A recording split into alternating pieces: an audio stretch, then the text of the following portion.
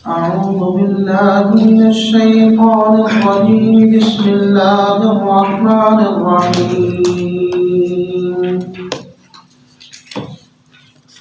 لقد من الله على المؤمنين إذ بعث فيهم رسولا منهم يتلو عليهم آياته ويزكيهم ويعلمهم الكتاب والحكمة وإن كانوا من قبل لفي ضلال مبين.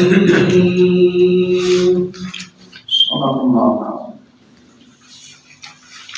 لقد من اللہ، البتہ تحقیق احسان کیا اللہ تعالیٰ نے علی المؤمنین ایمان والوں پر، اذ بعث فیہم رسولا جبکہ بھیجا ان میں ایک رسول، من انفسہم جو انہی میں سے ہے، یتلو علیہم آیاتہ وہ تلاوت کرتا ہے ان پر اللہ تعالیٰ کی آیات کو، ویزکیہم اور ان کو پاک کرتا ہے، ویعلمہم الکتاب اور ان کو کتاب کا علم سکھاتا ہے، والحکمہ اور حدیث سکھاتا ہے، وَإِن كَانُوا مِن قَبْلُ اور اگرچہ تھے وہ لوگ اس سے پہلے، لفی ضلال مبین صریح گمراہی میں۔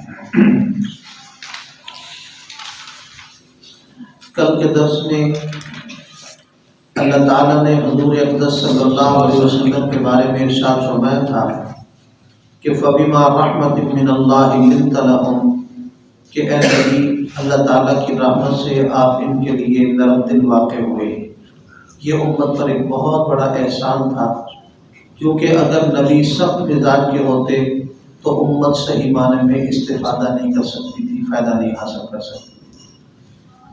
اور آج دوسرا احسان جتلایا، فرمایا کہ من اللہ علی المؤمنین اذ بعث فیہم رسولا کہ اللہ تعالیٰ نے بہت بڑا احسان کیا ہے ایمان والوں پر کہ ان نے اپنے رسول کو مبعوث فرمایا، بھیجا ہے۔ پھر بالخصوص حضور اقدس صلی اللہ علیہ وسلم کی امت میں ہمیں پیدا کرنا بغیر کسی استحقاق اور مطالبے، نہ ہماری طرف سے مطالبہ تھا نہ حق بنتا تھا، اس لیے کہ ہر امت کا درجہ اس کے نبی کے درجے کے اعتبار سے ہوتا ہے، تو اس امت کا درجہ بھی تمام امتوں سے بڑا ہوا ہے، جس طرح حضور اقدس صلی اللہ علیہ وسلم کا مرتبہ تمام انبیاء سے بڑا ہوا ہے۔ اور آگے ارشاد فرمایا کہ من انفسہم کہ یہ بھی احسان ہے کہ نبی تمہاری جنس میں سے بھی ہیں، انسان ہیں، بشر ہیں، وہ نبی بنا کر بھیجے گئے۔ اس لیے کہ اگر غیر جنس کو نبی بنا کر بھیجا جاتا تو انسان کو دوسری جنس کے ساتھ، کوئی بھی جنس ہو، اسے دوسری جنس کے ساتھ انس نہیں ہوتا، موانست نہیں ہوتی۔ ایک مشہور محاورہ ہے، الجنس یمیل الی الجنس، جنس اپنی جنس کی طرف میلان کرتی ہے، جنس غیر جنس کی طرف میلان نہیں کرتی۔ اب اگر کسی غیر جنس کو نبی بنا کر بھیجا جاتا، مثال کے طور پہ حضرت جبریل علیہ السلام کو نبی بنا کر بھیجا جاتا اور عام انسانوں کو ان سے فائدہ اٹھانا پڑتا تو بہت مشکل کام تھا۔ حضور اقدس صلی اللہ علیہ وسلم نے جب پہلی دفعہ حضرت جبریل سے ملاقات کی تو غیر جنس کی ایک طبی طور پر جو وحشت ہوتی ہے اس کی وجہ سے آپ کو بخار چڑھ گیا تھا، اور آپ جب تشریف لائے زملونی دثرونی وصبوا علی مان باردن، اس قسم کے جملے اور الفاظ ارشاد فرما رہے تھے کہ کوئی کمبل ڈال دو، کو میرے اوپر چادر ڈال دو۔ پھر ایک وقت آیا کہ گرمی لگی تو فرمان لگے صبوا علی مان باردن، ٹھنڈا پانی میرے اوپر بہا دو، یعنی اس طرح کی کیفیت بنی ہوئی تھی۔ اب نبی جسے 40 بہشتی انسانوں کی طاقت دی جاتی ہے، وہ نبی اگر غیر جنس کو دیکھنے کی وجہ سے اس قدر وحشت محسوس کرتے ہیں تو پھر ہم کمزور انسانوں کا کیا حال ہوگا۔ اور فرمایا کہ من انفسہم تمہارے میں سے ہیں۔ علماء نے اس پر ایک اور بات بھی لکھی، فرمایا کہ یہ بھی اللہ تعالیٰ کا احسان ہے، اگر غیر جنس کو نبی بنا کر بھیجا جاتا تو وہ بشری تقاضوں سے ناواقف ہوتے۔ مثلا حضرت جبریل علیہ السلام کو نبی بنا کر بھیج دیا جاتا، اب جبریل علیہ السلام امت کو صبر کا حکم دیتے تو لوگ کہتے کہ تو نے کبھی زندگی میں دکھ دیکھا نہیں، تجھے کیا پتہ صبر کیا ہوتا ہے۔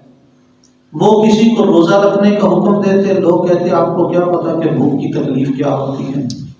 وہ کسی کو کہتے ہیں نماز پڑھو تو لوگ کہتے ہیں آپ کو کیا پتا کہ ٹھنڈے پانی سے سردی میں کیا تکلیف ہوتی ہے وضو کرتے ہوئے. اس لیے کہ نہ اس کی کوئی رشتہ داری، نہ اس کی ماں، نہ باپ، نہ کوئی فوتگی کا مسئلہ، قیامت سے پہلے ان کو مرنا نہیں ہے، قیامت کے بالکل قریب جا کر ان پر موت آنی ہے.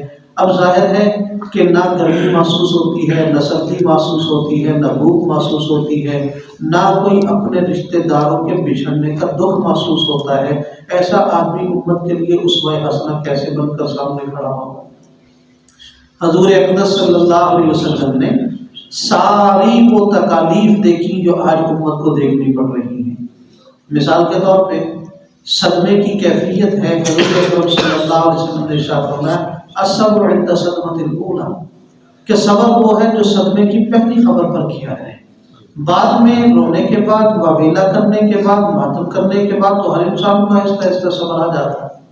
اب خود اس پر کس طریقے سے عمل کر کے دکھایا کہ حضور اقدس صلی اللہ علیہ وسلم کے بیٹے ہیں حضرت ابراہیم، اور ادھر مدینہ طیبہ سے 1 میل کے فاصلے پر ایک صحابی تھے حضرت ابو الحداد رضی اللہ تعالیٰ عنہ، لوہار کا کام کرتے تھے. ان کے ہاں بھی بیٹا پیدا ہوا، ان کا بیٹا انتقال کر گیا. تو بیوی جوان تھی، صحت مند تھی. اس نے خاوند سے کہا کہ دیکھو بیٹے کے مقدر کا دودھ تو تھا، اب اگر نہیں کسی بچے کو پلائیں کہ ضائع ہو جائے گا، ختم ہو جائے گا. تو حضور کے گھر میں بیٹا ابراہیم ہے، اگر تم جا کے حضور سے درخواست کرو کہ بیٹا ہمیں دے دیں، ہم دودھ پلا دیں گے، دودھ کی مدت پوری ہو جائے تو رضاعت کے بعد اپنے بیٹے کو واپس لے دیں. چونکہ عرب میں یہ دستور تھا کہ دیہاتوں میں بچے دودھ پلانے کے لیے بھیجے جاتے. حضور اقدس صلی اللہ علیہ وسلم نے اپنی زوجہ محترمہ حضرت ماریہ قبطیہ رضی اللہ تعالیٰ عنہ سے مشورہ کیا، چونکہ حضرت ابراہیم انہی کے بدن مبارک سے پیدا ہوئے تھے. تو ماں نے بھی بخوشی اجازت دی کہ بیٹا چلا جائے. تو بیٹا حضرت ابو الحداد رضی اللہ تعالیٰ عنہ لے گئے. تو 18 ماہ تک یہ بچہ بڑھتا رہا، وہاں دودھ پیتا رہا. 18 ماہ کی جب عمر ہوئی تو ایک دن پیغام آیا کہ حضور آپ کا بیٹا بہت بیمار ہے، آئیے دیکھنے کے لیے، تیمارداری کے لیے. تو حدیث مبارکہ میں ہے کہ جناب رسول اللہ صلی اللہ علیہ وسلم تشریف لے گئے. نفسہ تقاقع، تو اس بچے کی سانس ٹوٹ رہی تھی، یعنی آخری لمحات چل رہے تھے. اور آپ نے جب دیکھا تو آنکھوں سے آنسو جاری ہو گئے.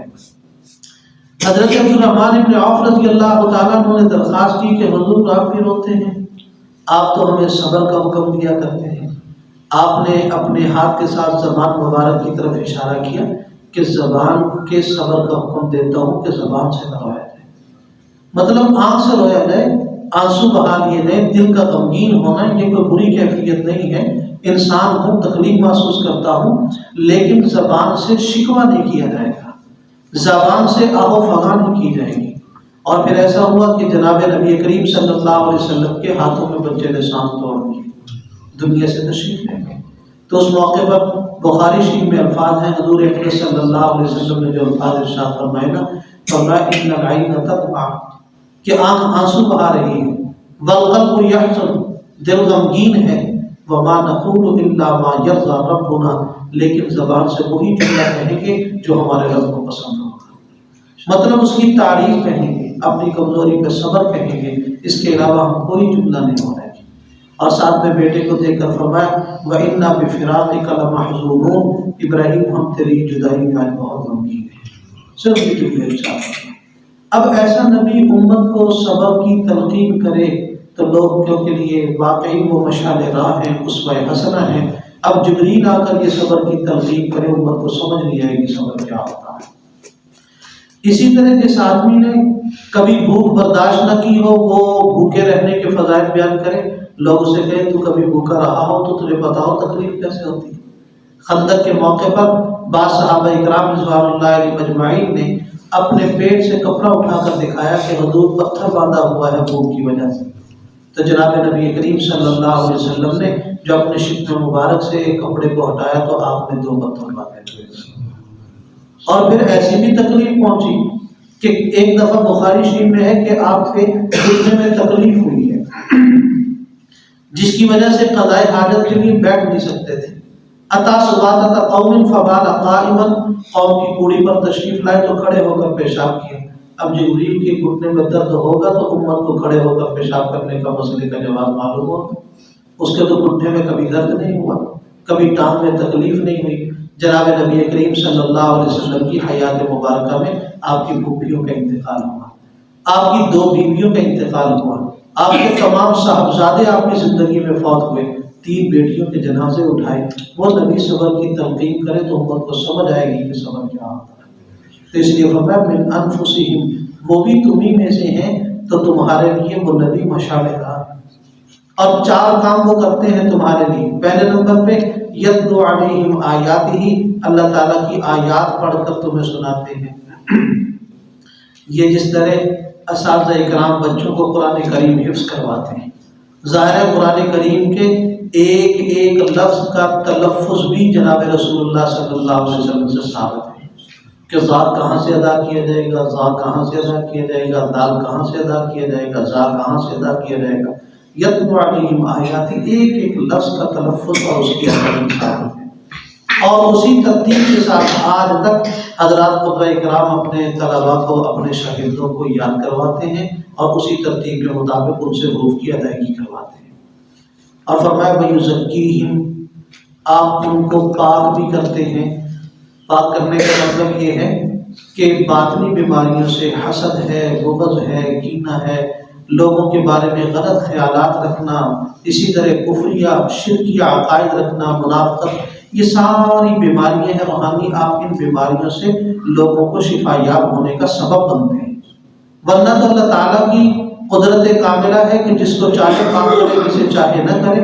دوسری جگہ ارشاد فرمایا وَلَٰكِنَّ اللَّهَ يُزَكِّي مَن يَشَاءُ، تزکیہ اللہ تعالیٰ کریں گے جس کا چاہے، لیکن اس تزکیے کا سبب جناب نبی کریم صلی اللہ علیہ وسلم ہے۔ اب دیکھیے آج کل بھی شیوخ اس معاملے میں تزکیہ کرتے ہیں۔ بعض حضرات یہ سمجھتے ہیں کہ یہ جو پیر اپنے مریدوں کا تزکیہ کرتے ہیں شاید یہ سنت سے ثابت نہیں۔ دیکھیے اس لفظ میں ہمارے ساتھ مغالطہ بہت زیادہ ہوا ہے۔ آج لوگوں نے نذرانے بٹورنے کے لیے اور لوگوں کو ایسے ہی ان سے پیسے دینے کے لیے غلط قسم کی پیری مریدوں کو رواج ڈال دیا۔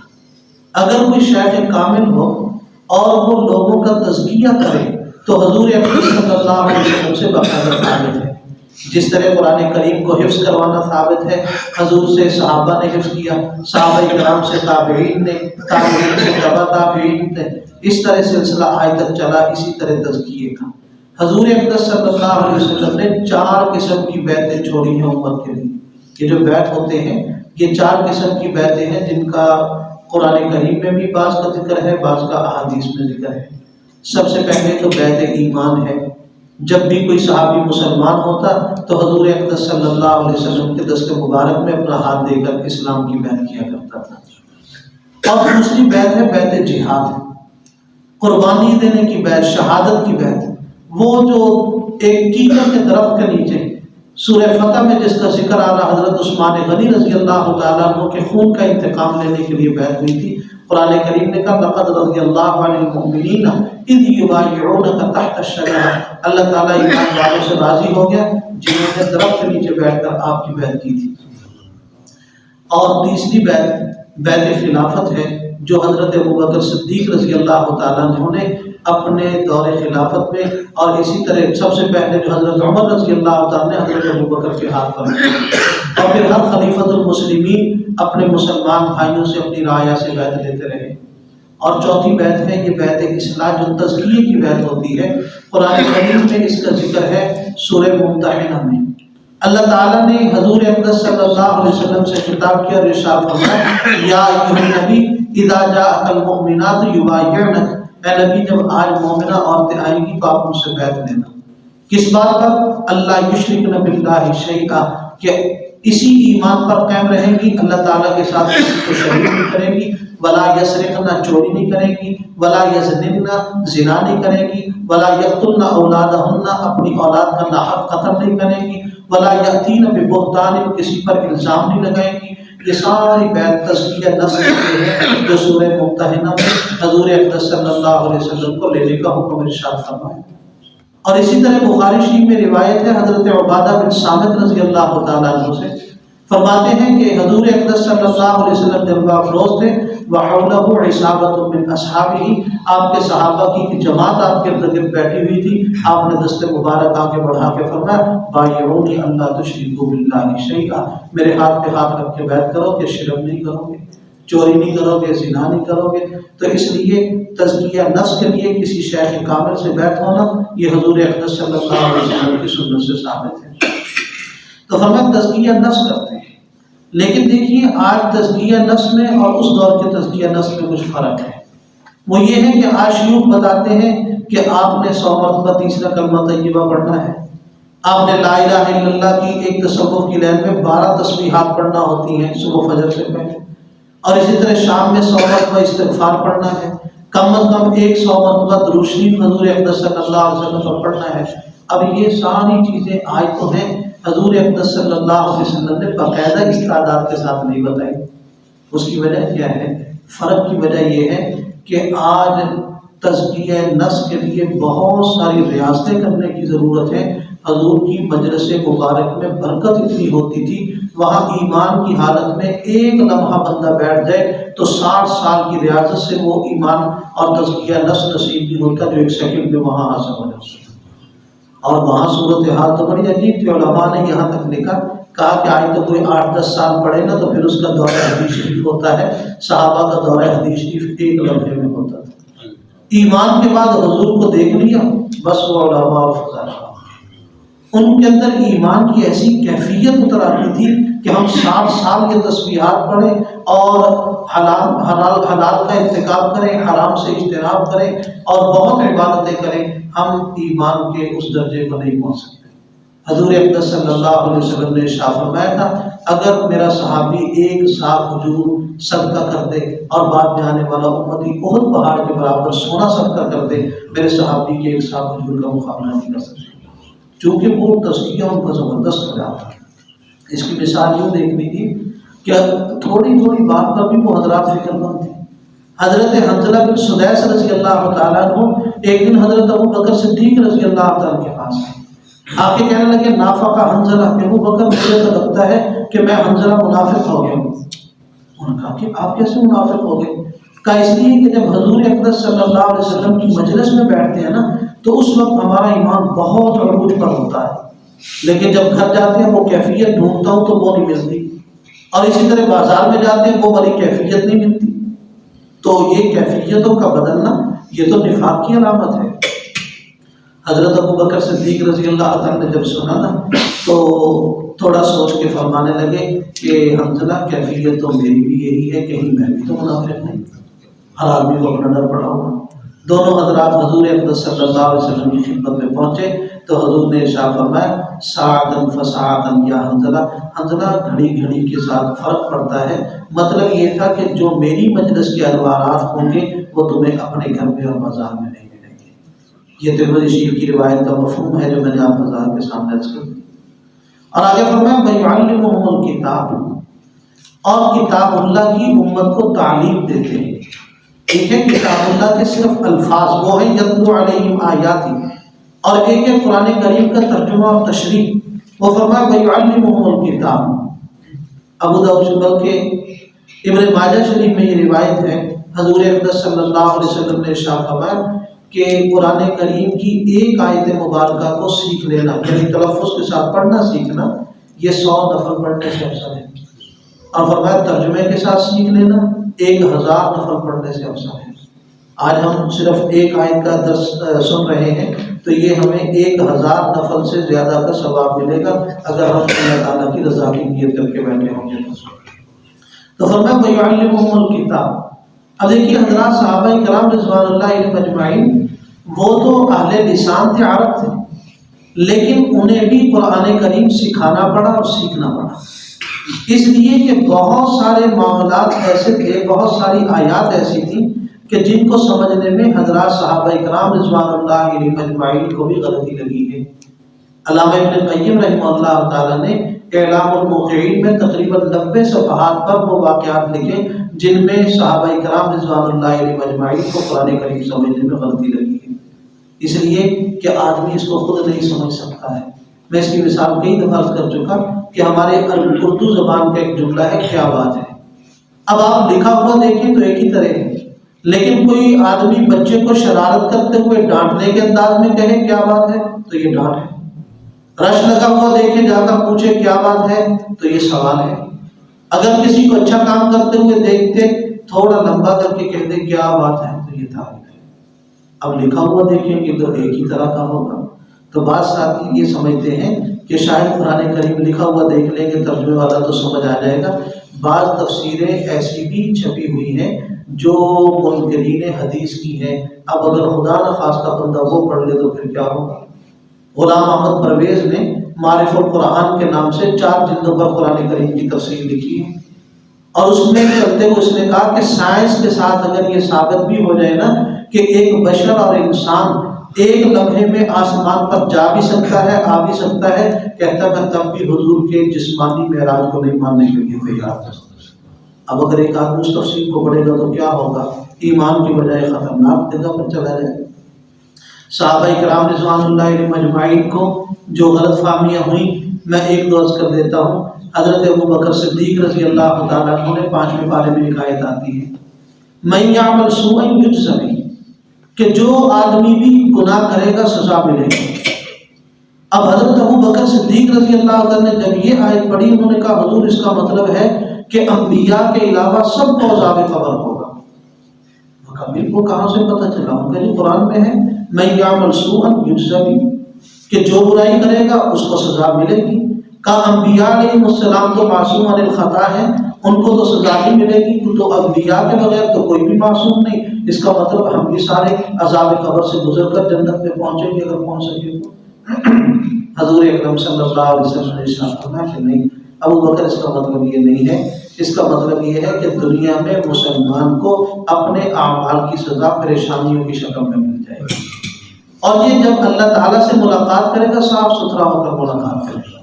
اب دیکھو دنیا میں کسی کو ٹھوکر لگ گئی، کانٹا چبھ گیا، بخار چڑھ گیا، بیماری آ گئی، چوٹ آ گئی، ایکسیڈنٹ ہو گیا، حتیٰ کہ علماء نے لکھا ہے کہ یہ گرمی سردی کی جو تکلیف محسوس ہوتی ہے اور زبان سے کلمہ نشکری نہیں نکلتا، اس پر بھی ثواب ہوتا ہے، گناہ معاف ہوتے ہیں.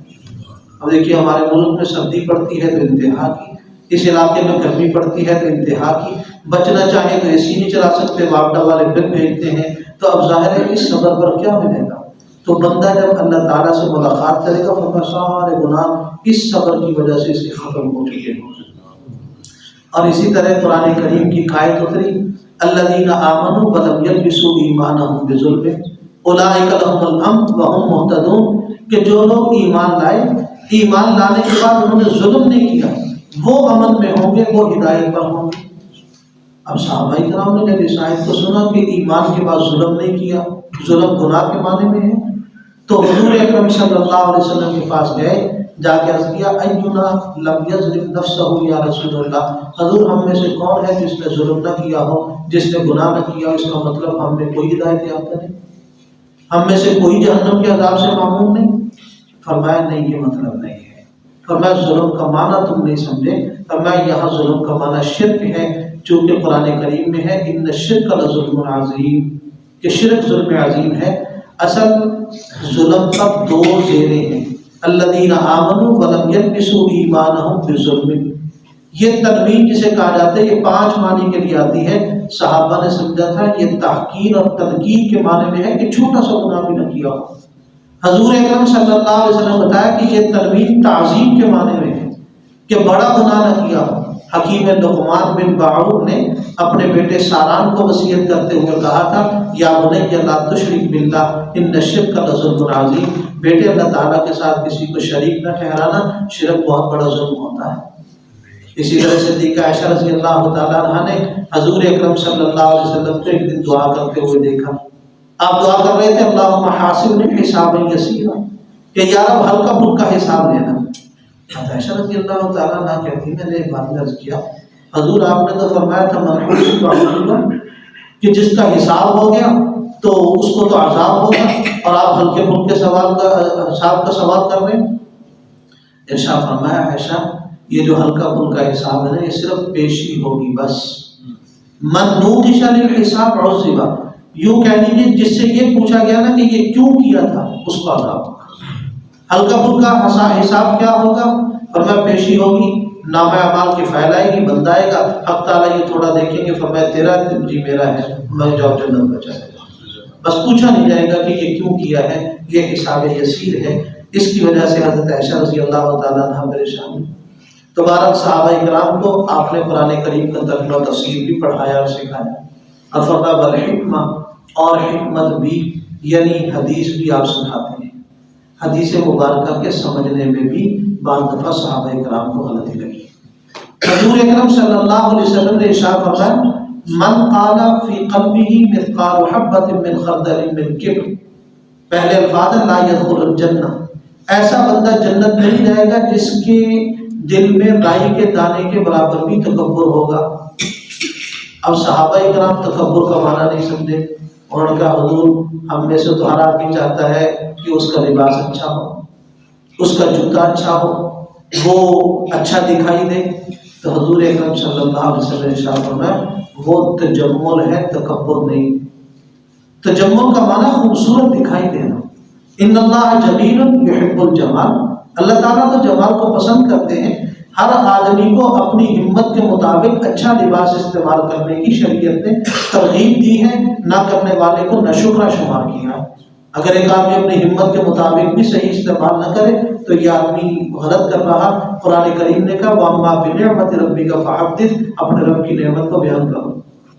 اب دیکھیے حضور نے فرمایا یہ تجمل ہے، فرمایا تکبر یہ ہے کہ تو حق بات کو ماننے سے انکار کر دے اور دوسرے کو حقیر سمجھے، یہ تکبر ہے۔ اچھا لباس پہننا، اچھی سواری اختیار کرنا، اچھا جوتا پہننا، بناؤ سنگار شریعت کی حدود میں رکھ کے کرنا، یہ تکبر نہیں، یہ تجمل ہے۔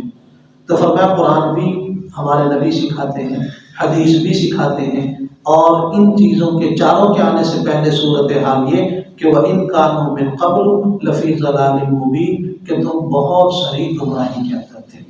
اللہ تعالیٰ سے الحمدللہ رب العالمین،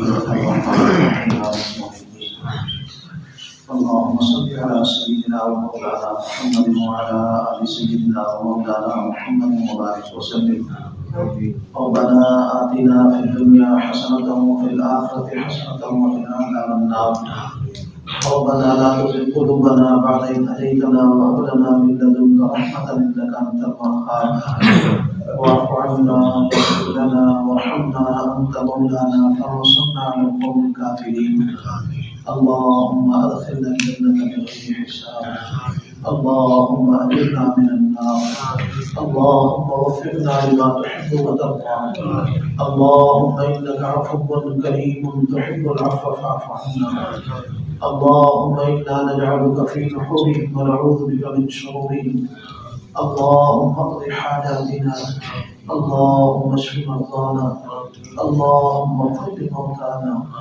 صلى الله تعالى على خير خلقه محمد وآله وأصحابه أجمعين.